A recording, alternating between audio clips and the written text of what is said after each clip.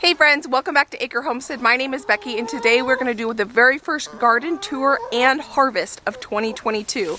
I've got my garden basket, my garden gloves, and my knife so that we can get some things harvested and we can see how they overwintered. We did an experiment together where we planted a few things out, we left them in the garden, and we were going to see if I could overwinter them. And I'm in the middle of pantry challenge right now. Today is February 22nd. And I have not gone grocery shopping since I think it was the last week of December. So I am ready to have a few fresh produce items in my refrigerator. My girls, you're gonna hear them, you're gonna see them. They free range my entire 1 acre property all fall and winter long, because in the spring and summer, once I start planting stuff out in the garden, they are in their coop the whole time. Before we get into the main produce garden, I wanna show you that all my bulbs are starting to come up. We have daffodils, canna lilies. That is elephant garlic right there. That is wild elephant garlic, so I harvest that every year. And there's some more there. We have crocuses. There's a couple right underneath our fig tree. There's a crocus right there. I have those scattered throughout the property, and I'm going to attempt to harvest saffron from them this year. This right here is a fig tree, and it's doing really well this year. I thought that it died because a huge section over here fell last year and broke, but fig trees are very resilient, and our arborist came out just to check it. I'm actually going to prune this one back so that I can reclaim some of this area of the garden. If you are new to my channel and this is the first time you're seeing my garden, or you've been around for a while but it's the first time you're seeing my garden, because we haven't been in the garden since I think it was November was the last time we were in the garden, then welcome. We live on 1 acre in the city, and the back, probably about 1/8 of an acre, I've turned into a garden. I'm going into my 3rd year gardening. I put this entire garden in my 1st year we were on this property, and I went big. I decided I want a garden. I'm going to put as big of a garden in as possible. That's what I did, and that's what it is. So let me show you what is already starting to grow. I'm gonna go over a few plans. I honestly don't have it completely planned out yet, so we can kind of talk through it together. If you have ideas or suggestions for me, please give them to me. Leave them down in the comment section, because I can use all the help I can get gardening. A little bit of an overview. We have our fig tree here. And then if you come around this way, I've got an orchard where I have 6 fruit trees. So let's start over there, because there are some updates that I want to go over with you. We got them all pruned, which is great. We pruned them last year, but my dad and I did it together for the first time, and we didn't really know what we were doing. So we got a little bit of professional help this year, and you can see how much better they're looking. We really pruned them back quite a bit. So this tree here is a Bartlett pear tree. This is that is a Bartlett pear tree, Asian pear tree. Coming around this way, this is a plum tree, and I'm 90% sure this tree is completely dead, but we're gonna see how it does this year. If it's dead, I will cut it off, and I'm gonna expand my garden out in here. We're probably gonna put our container garden series right in here. I'll map out a certain section and we'll designate that to the container garden series. Here is another apple tree, and you can see that if this plum tree ends up going, that's really going to increase my space. I really hope it's not dead though, because my husband and I have found a love for plums. Neither one of us were plum eaters until we bought this house, and we had plums 2 years ago, our 1st year we lived here, and we fell in love. And so we're crossing our fingers that that plum tree is alive. I'm going to quickly show you this back section here. This was what the previous owner put in. This is a rhubarb bed. It is completely filled with rhubarb. These are a ton of raspberries. I really need to come back here and clean this up. It's gotten kind of out of control. I didn't do much with this area last year. It's very hard to grow stuff because these trees have gotten so big. They cast a lot of shadow on this area, and so I just let the weeds get out of control. And so this year I'm going to reclaim this area. I think I'm going to try growing some potatoes back here, because the 1st year I was here, there were a bunch of volunteer potatoes back here, and they did really well. This area back here is where my blueberries are, And I'm really happy with how this area is looking right now because I mulched around all these blueberries last year and I'm not seeing any weed pressure come up yet. Last year at this time there was already a ton of weeds growing, so this is really, really great. Let's see if we're seeing any buds start to form on them. It looks like we're starting to see a few buds, so that is really exciting. I've had really good luck, cross my fingers, the last 2 years we've been here. I haven't had to worry about birds that much. Not to say we haven't had any bird pressure. I would say every 500 blueberries there might be one that's pecked or something. So I don't really worry about like trying to cover it or anything. I don't know if it's because we have these big trees here that helps that, but overall that has done really well just as is. So from the blueberries, let's head back to the main garden, the garden that I put in, that I'm more passionate about. I don't know if it's because I put all the work to put it in that I tend to spend all my time over there, or it could be because Josh has it irrigated, and over here where the original garden was, that is not irrigated, so I have to hand water that. So that could be a reason why I didn't plant anything over there, but this year I plan to. Just a quick look along this area. There are a ton of herbs in here, edible landscaping. You can see that spring is coming because that is the mint coming up. I haven't had any issues the last 2 years of it going into the grass yet. I didn't put this in, the previous owner did. This is oregano. I forgot that there is oregano and there's some coming up right here. I think that's oregano. Let's do the sniff test. I just like to rub it between my fingers. Oh yeah. That's oregano. That smells so good. Hi, sweetheart. Hey. Say hi. You don't want to say hi? This is one of the triplets. I have 11 chickens and they all have names except for 3 of them look exactly the same to me. So I call them the triplets. And she is one of the triplets. I am finally getting about 6 to 7 eggs a day, so I'm selling eggs again. I have 2 egg customers, and my mom gets 1 dozen eggs about every week or so. So coming down from the oregano, this is something here, and I can't remember what it is, so let's smell it. I don't know what that is. Can you tell me what this is? I think I planted this, so I should know what it is. Josh has an app on his phone that he can take a picture of any plant and it will identify it for him. I can't remember what it's called. I'll put it on the screen here and I'm gonna have to have him take a picture of that. So from our mystery plant, I know what this is. This is thyme, and I didn't plant this, but I harvest a lot of this. This is from the previous owner here. We have some tulips that are coming up, and I can't remember what these are, but they are signs of beautiful spring to come. This plant right here is a rhubarb plant, and you can see that it's starting to sprout. I didn't see, that's a weed, any rhubarb plants starting to sprout in my other big rhubarb bed. This one isn't very big. It must be a newer rhubarb plant. Oh look, it's starting to come up over here too. So that's cool. I love rhubarb. From the rhubarb plant, we've got some peonies here. No signs of life yet there, doesn't look like, unless that is life right there. Can you see that? I have peonies all over this property that the previous owner planted, so when those are in full bloom, I'll show you what they look like. So that's an overview of this area. We have lilies in here and all sorts of good stuff. So let's head out to the main garden. In the excitement of doing the first garden tour, I forgot to show you 2 of the apple trees that are to the right of this fire pit. They produced really well last year. So heading back to the main garden, this area back here is a huge raspberry patch. And I honestly haven't gotten that many raspberries from them, but I have harvested a ton of raspberry leaf tea. And raspberry leaf tea is really, really good. And so even if I'm not getting a ton of raspberries, at least I'm harvesting something from them. That's all raspberry canes back there as well. And so we have a huge, huge patch. From the raspberry patch, we're going to get into the main garden that I've put in and have been working on over the last 2 years. This right here is one of my herb beds. This is a wine barrel that's cut in half. I got it at Lowe's, I think, and they were only like $25.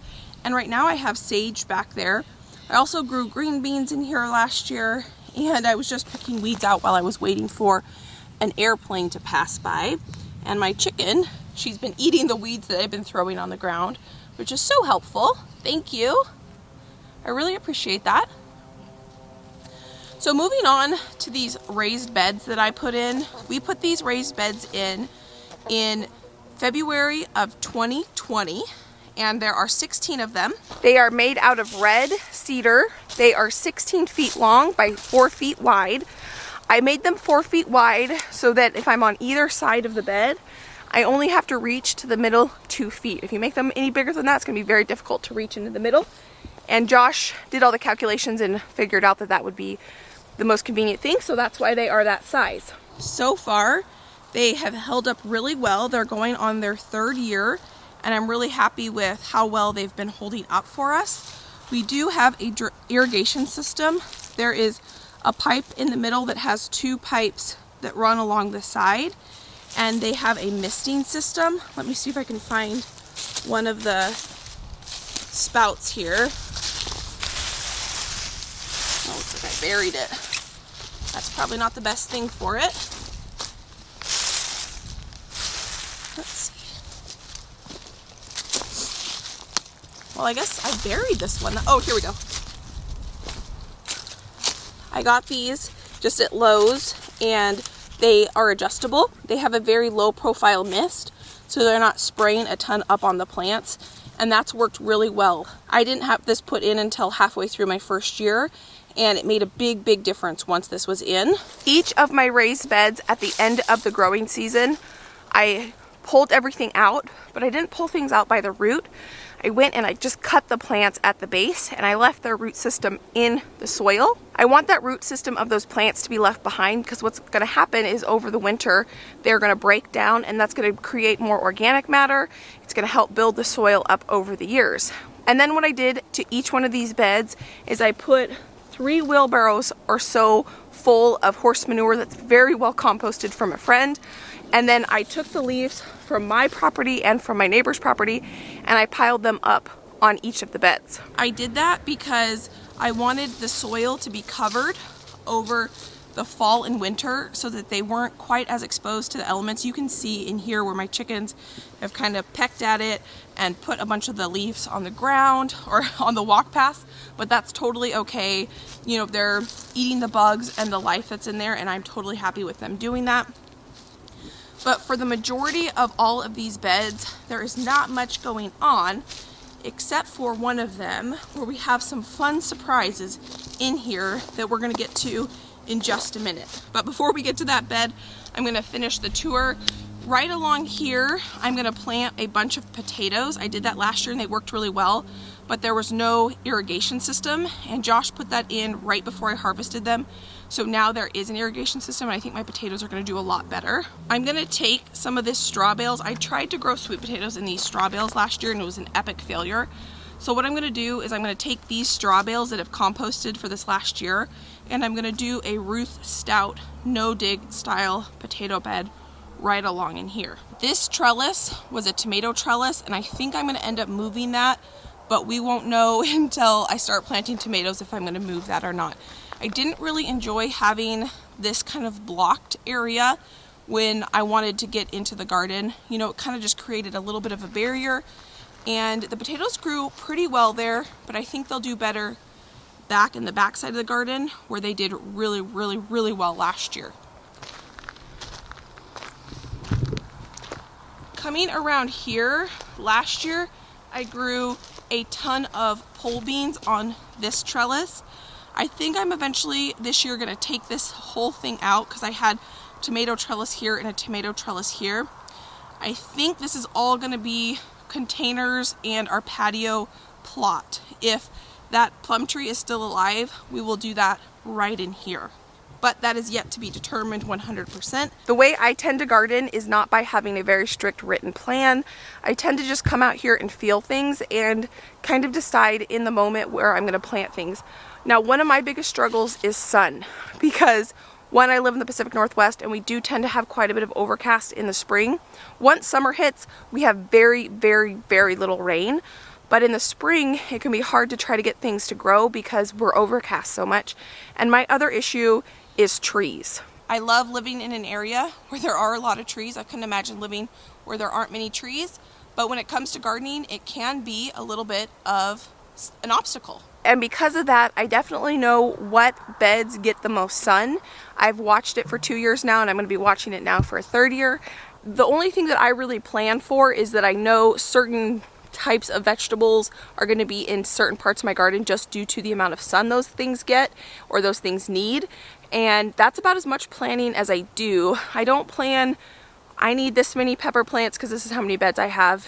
I just start filling in the space. I start filling in the space. And if I have extra space, I start putting in more seeds, So all that to say that I don't really have my garden plan really mapped out yet. I probably will sit down once my plants start growing indoors, my pepper plants, tomato plants, and kind of just roughly sketch things out. But for now, I really don't have much of a plan except for a couple things, and let me tell you what those couple things are. The first one is probably the most obvious, and that is my garlic, minus the potatoes that we just talked about, because I know where those potatoes are going to go. This garlic was planted in the fall, and it is looking so fantastic, except for this one variety here. I don't remember which variety I planted here. I'm going to have to go back and watch. But this one, I only had one plant sprout. So this variety was an epic fail. So far, everything else looks okay. It looks like there wasn't much germination here, but overall, I'm really, really happy with how the progress looks on that. And this is a really fun experiment. If you watched me plant this garlic, you'll know that I went ahead and I stuck a couple garlic heads in these pots, just wondering if garlic will grow in a pot. And so far, every garlic clove that I planted in a pot is growing. So that's pretty exciting. Now, I have experimented planting garlic in the spring and I had 0 success with it. But apparently there is a way, and my gardener I think has a video on it, where you can take your garlic cloves and put them in the freezer or the refrigerator or something before planting them out in the spring. But so far the best luck I have had has been to plant it in the fall. So if I can find that video, I'll link it down in the description, because clearly if you're watching this video in real time, it's too late to plant garlic because the fall happened months ago. But if you still want to plant garlic, that might be a good option to try his method. I don't know anything about it, but I've had a couple comments saying that there is a way to do it. So I'll leave that resource down in the description box. I do have some other things that are growing in the garden, are starting to sprout. This plant right here is what is called strawberry mint. And this stuff is so good. I put it in a pot because I don't want my mint to take over. Mint is like a weed and it'll take over, so I planted it in here. I could only find these seeds on Amazon, so I can link them for you if you're interested in growing strawberry mint. I need to come give it a haircut so that it looks nicer, but that's a really fun plant that I'm growing. I got these really beautiful pots, terracotta pots from Goodwill, and they say they're made in Italy, and every time I go to Goodwill I look for more of them and I haven't seen any of them.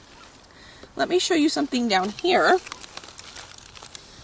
I planted mushrooms. I planted wine cap mushrooms, and this is the mycelium right here.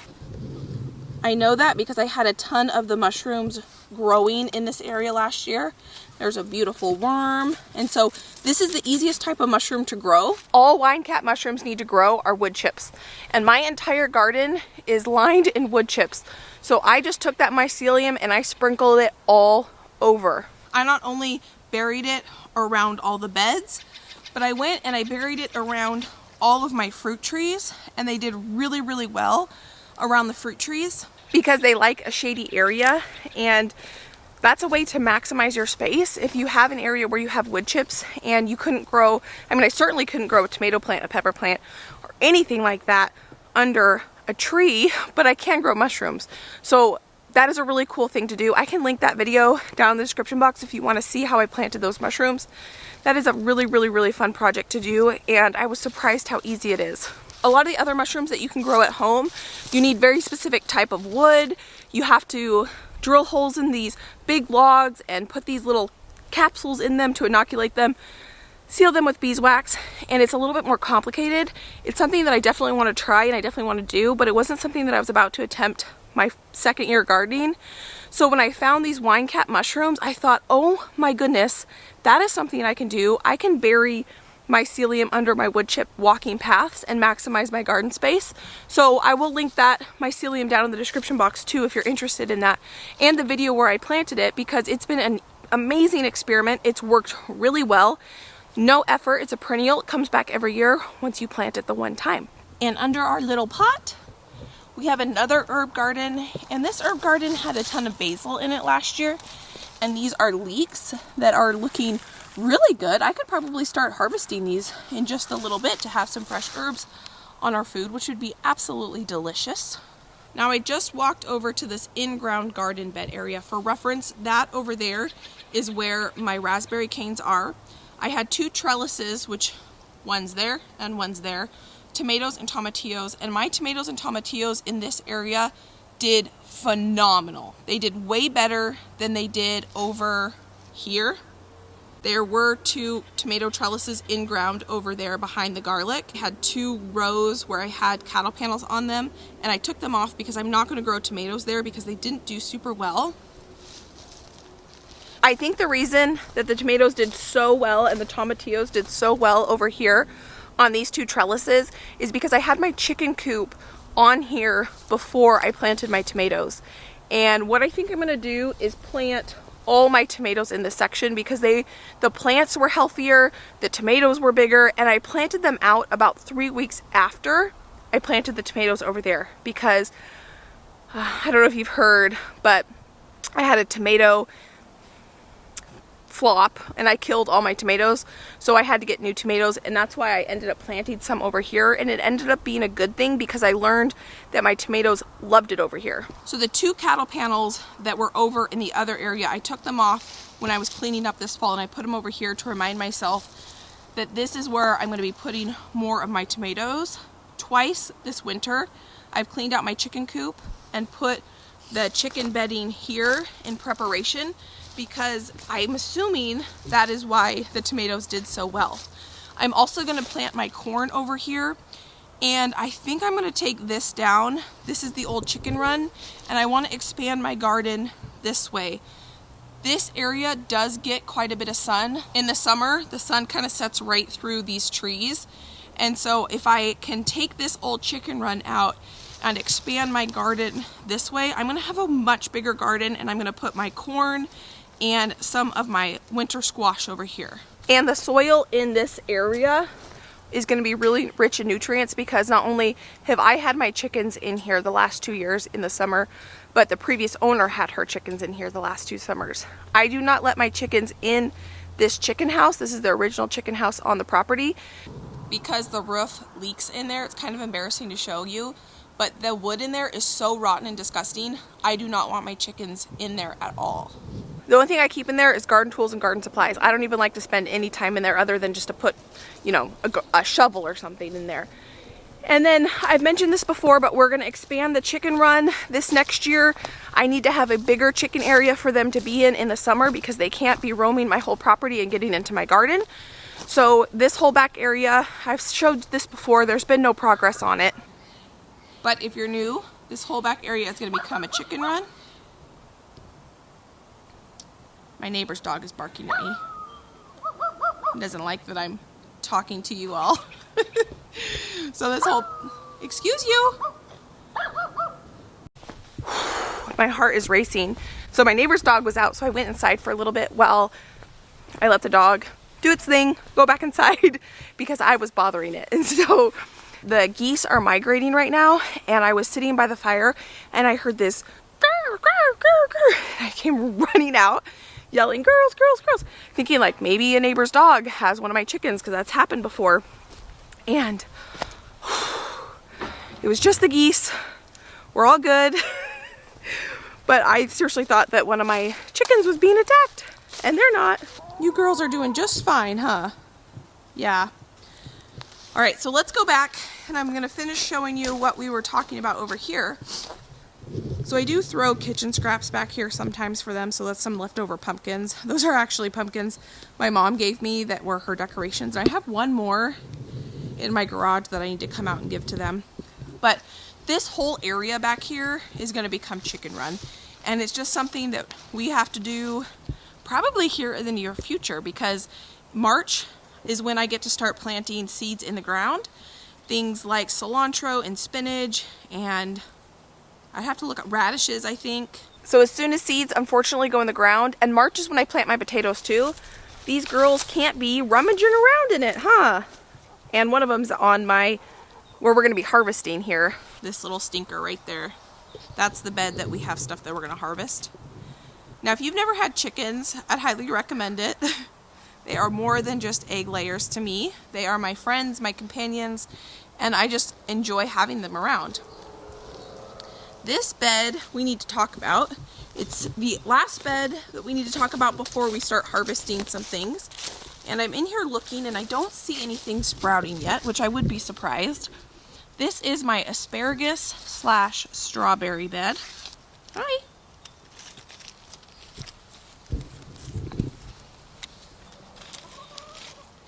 I read somewhere that asparagus and strawberry do really well together. Everywhere you see these sticks coming up, that is where asparagus grew last year. Asparagus is a perennial, meaning it'll come back year after year after year. An annual, you plant it one year, the plant produces seed, and then the plant dies, and then you have to replant.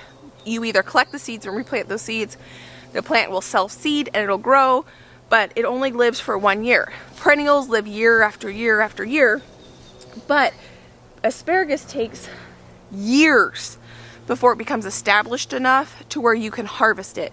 So when I planted this asparagus, I planted 2-year-old crowns, which are the root system of a plant.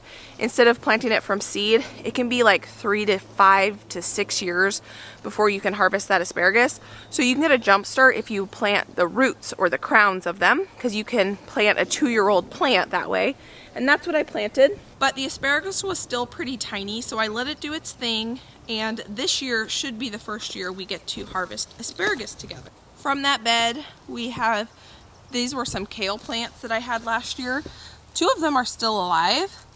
This red, I don't know if this is red Russian or scarlet kale. So I think I'm gonna let this just grow. And this one, see, I don't know which one is which. One of them is red Russian and one of them is scarlet. But this one is starting to have some new life in it. And then I have just some dead ones in here. But I'm excited to see what happens with those. We'll just let them grow and we'll see together. So that is the garden that I put in, and we are going to be growing it out together. This is super fun time. I'm really excited to see what this year holds. But right now what we're going to do is harvest this right here and these right here. These are carrots that I planted, I think, back in July. And you can see some absolutely huge carrots in here. This is the biggest diameter carrot I've ever seen anywhere close to my garden. Look at that. I did not pull these tops off, these carrots. These just died back and you can see they're starting to sprout. So if I let them sprout, then they're going to be no good. So we need to get to them today.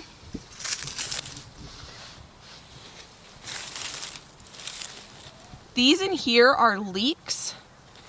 And they went to seed, but some of them look like I could harvest them. Look how beautiful this leek looks right in here. That one looks beautiful. I can totally harvest that one. And some of them don't look super hot, but I think once I take off the outer leaves, they'll be totally fine. Like this one. We'll see. We'll get in here together and we'll harvest them and see what happens. Hi. So they're going to help me harvest because I'm going to be probably digging up some worms and all sorts of yummy things that they're going to want to harvest together. One thing I grow exceptionally well in my garden are these. They're so prolific. I grow them every year and they produce really, really well. We're going to do these first because I'm the most excited about them. Oh my gosh. Maybe we're not harvesting them. It's frozen. There we go. I don't want to break my hoe. There we go. My trellis is in the way. Uh-oh.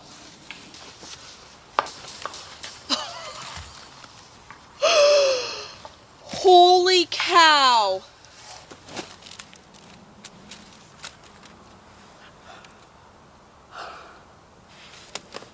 These are huge. They're the biggest carrots I've ever grown. Oh my gosh. Look at them. Look at them. We did this. Oh, I broke it.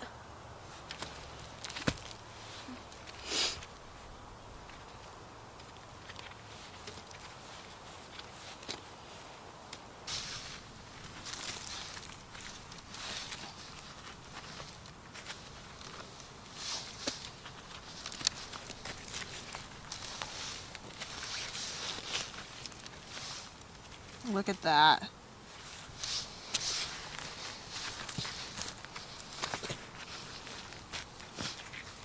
I can't even. Oh my goodness. Look at that. That is incredible. Absolutely incredible. I don't think there's any carrots over here. I think it's just these couple, yeah. It's just 1, 2, 3, 4, 5, 6 square feet we're working in today.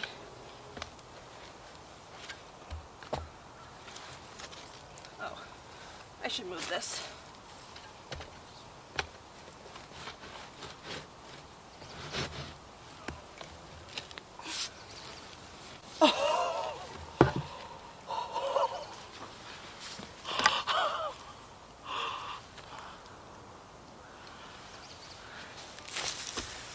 Do you see how big these are?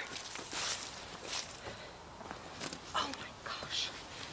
Root crops are my favorite thing to grow, my favorite thing to harvest, because it's like a treasure hunt. I love it.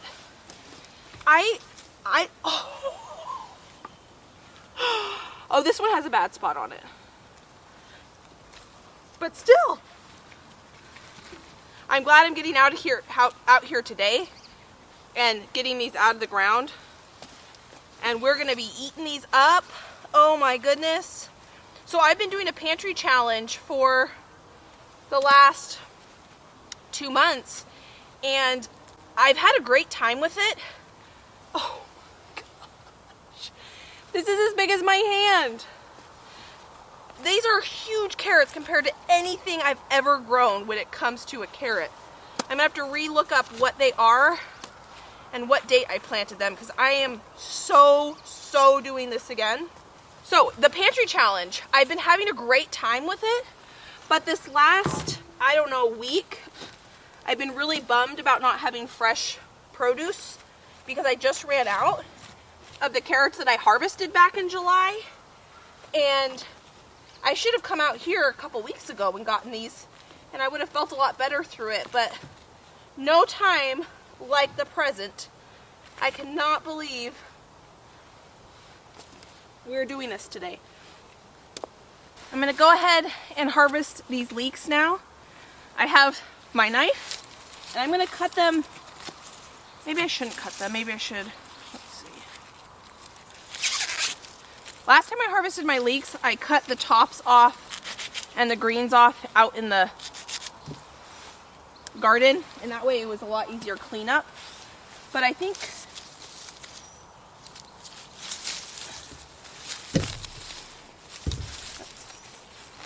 oh yeah, I'll pull them up. Cut the bottoms off and cut the tops off.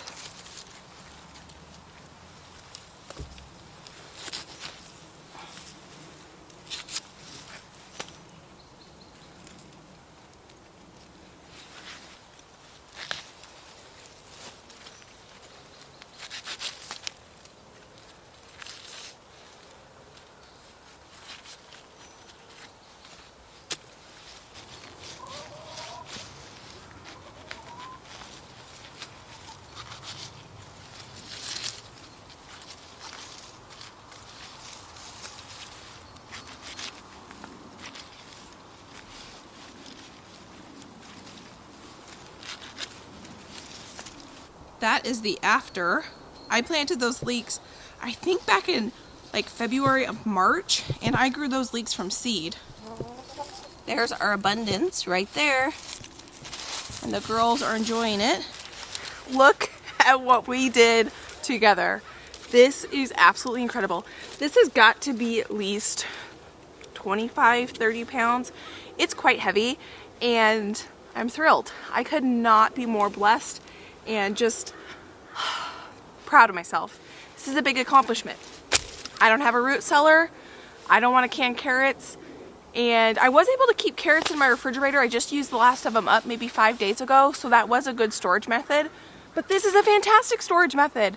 Just sowing them in the summer, letting them grow, and keeping them out here. Now I can do that because I'm in zone 8B and we don't get super, super cold. I don't live in the north where the ground completely freezes. You could see when I was harvesting these that there was ice. The ground was a little frozen, but it doesn't freeze solid. So it's a good temperature to keep them stored in the ground. If you're up north, they're gonna freeze completely solid and then they're gonna get mushy. And I think if you're too south, it stays too warm. I could be wrong. So if you live in like a zone 8B region, then this might be a good storage method for you. So I'm really happy. I'm definitely gonna try to do this again this year, because I'm not gonna have any carrots that I'm gonna be harvesting until at least July or June, probably July. And I don't have any of my own carrots. And this is a lot of carrots. Trust me, this is gonna get me a long time. I'm not gonna need to buy carrots anytime soon. Thank you for hanging out with me today as we toured the garden and we harvested our first harvest of 2021. Sorry, 2022. My years are just away from me. If you enjoyed this video, please give it a thumbs up. If you're new around here, I'd greatly appreciate you consider subscribing if you enjoyed it.